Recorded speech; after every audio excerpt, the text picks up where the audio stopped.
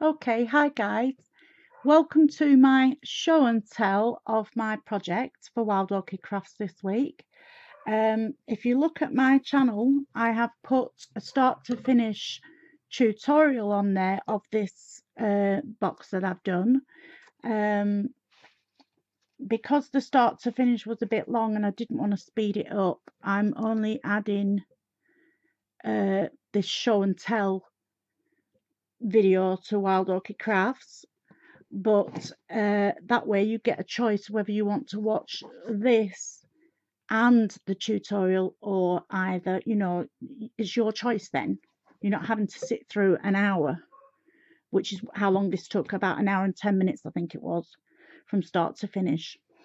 So what I had, the idea was, I had this beautiful box which is quite big, and I had this fairy, and she's a flower fairy. Her hat is made of a flower. This is all resin. Hang on a second, I'm trying to move this camera about so you can see a bit better. Can you see her? She's so cute. Anyway, she's a little flower fairy that you put in your garden. So I took the stick out. There's a metal stick.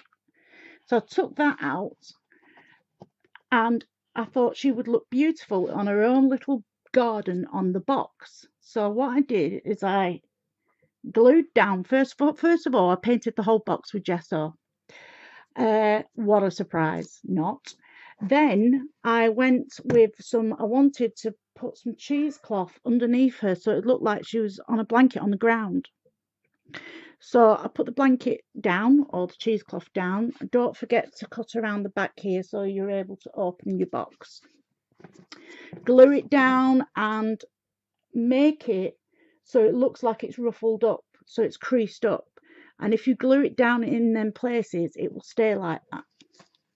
So that's what I did. So I put the blanket down, which is made of, it's doubled up cheesecloth. I then glued her down with E6000 and hot glue. I glued down one of the little 10mm, so you can't see it properly. Oh yeah, you can there. A little 10mm pink open rose. I think it's 10mm, it could be 15. And then I dotted about some of the pink and white, or pink and ivory GYPSOPHILIA. I also put a lilac, a pink and lemon apple blossoms, one of the ivory pearl circle pearls in a gold backing circle. Yeah. There's some GYPSOPHILIA here as well. I love these because they're inexpensive. There's over, I think there's 100 of them, and they're on wire, so you can have them sat up or you can have them glued down. It depends how you do it. Here is, I can get round there. This is quite a hard project, as you can see, to show. So I'm doing my best.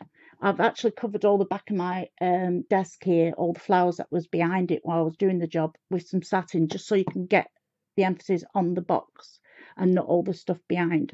I've put a little white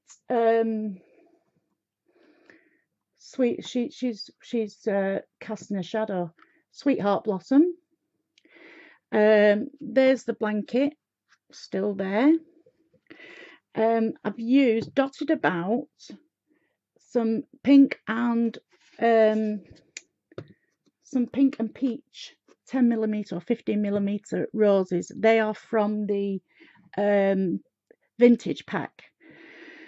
I then put some of the corners on, the cut out corners that you can buy, and I cut part of that off. You'll see in the video. It's not the full corner. I cut out, actually I'll show you what I cut out. I cut out this much of it, so that went on the end, so I cut it out so it'd fit onto the corner how I wanted it. I then used the ivory and blush bloom 25mm flowers, roses, open roses, and I think these could be wild roses actually, but I'll put the cords and everything underneath. Then the pink and lilac ones, pink and ivory. I've put some wild pink roses the 40mm, that's gorgeous, isn't it? I love those. A wild rosebud, quite a big one. I've put the coloured gypsophilia. There's a lilac one there and there's a pink one round here. They're two-tone and they come in a pack of 100 with all different colours. Apple blossom there. One of them roses again with the it's like a dark pink blue, blush on it. It's gorgeous. Some of the pearl sprays.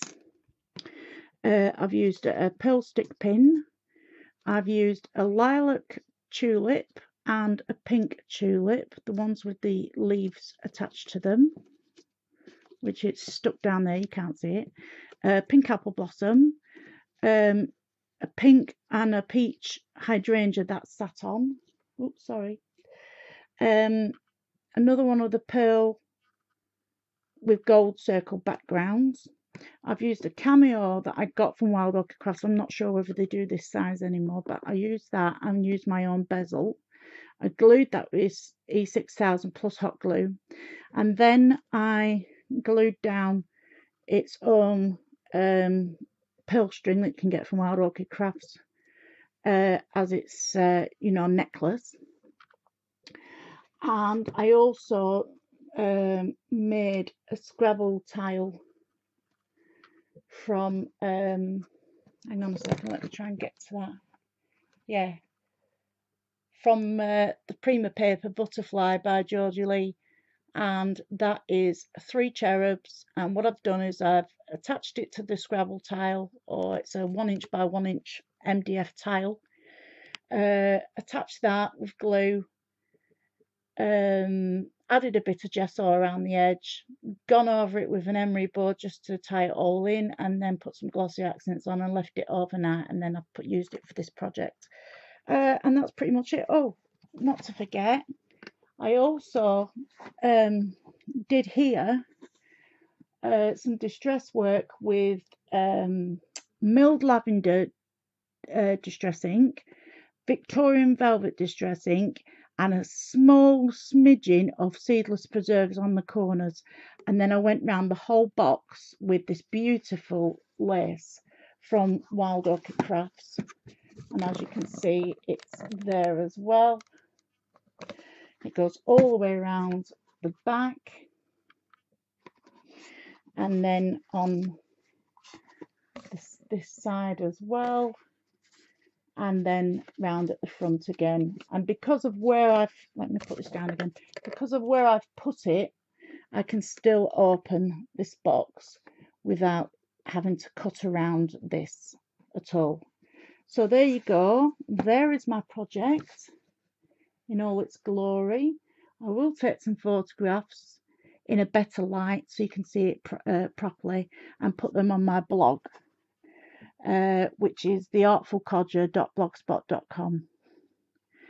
Okay, so there you go. There's my project for this week. I hope you like it, and I hope maybe you will try and do something similar yourself. And if you do, send me a photograph of it. And I'd love to see what you do as well. Thanks very much, and thanks for watching. See you next